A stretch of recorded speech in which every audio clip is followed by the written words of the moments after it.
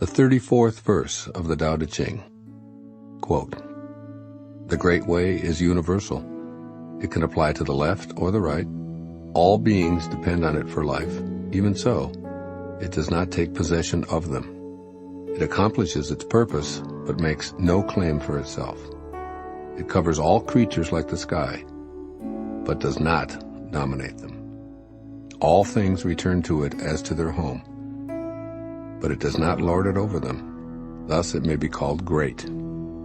The sage imitates this conduct. By not claiming greatness, the sage achieves greatness." Unquote. Living the Great Way. In this verse, Lao Tzu asks you to reevaluate your perception of greatness.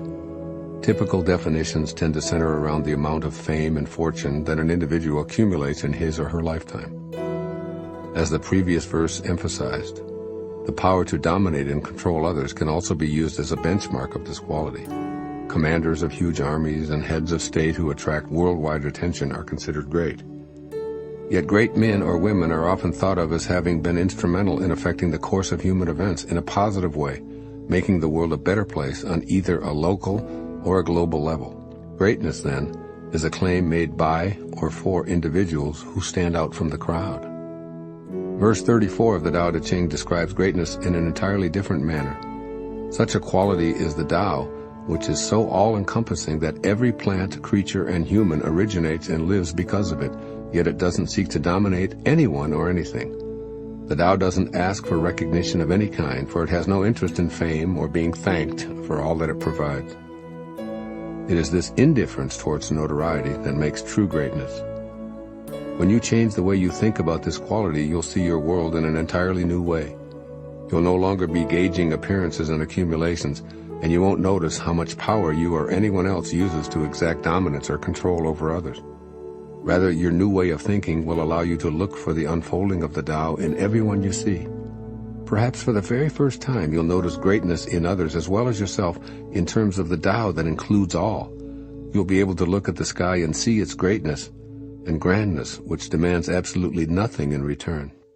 As you change your enculturated view of greatness, you'll begin seeing a different world. You'll see the importance of everyone, including those individuals you've previously identified as difficult or unreasonable. You'll begin to see that the holiness that ferments the galaxies is working in you, in me, and in everyone. You'll begin to trust that greatness is every person's heritage. The Tao is everywhere. Therefore, this quality will be visible in all things and all people. Here are my suggestions for applying this 34th verse of the Tao Te Ching to your everyday life. First, discontinue deciding what anyone else should or shouldn't be doing. Avoid thoughts and activities that involve telling people who are perfectly capable of making their own choices what to do.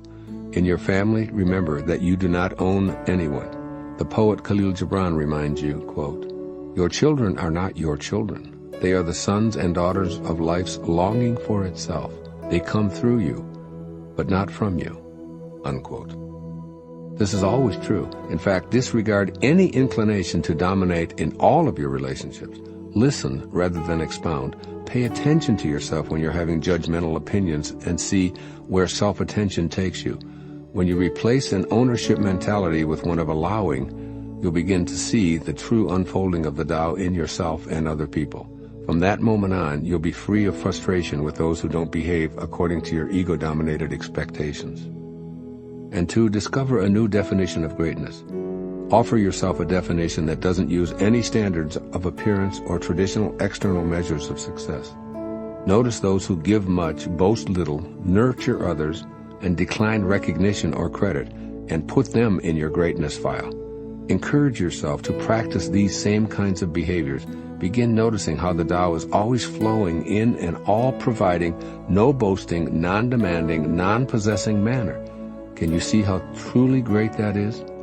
There are many people in your daily life doing just that. Seek them out and acknowledge them while quietly emulating what they do. Remember that a great sage never claims ownership of greatness. So that when you change your definition, you'll see that quality cropping up everywhere, especially within yourself. Do the Tao now. Make a decision to spend a day seeking out several people who fit the model of this verse of the Tao Te Ching. Silently convey to them that you sense their greatness as an unfolding of the Tao.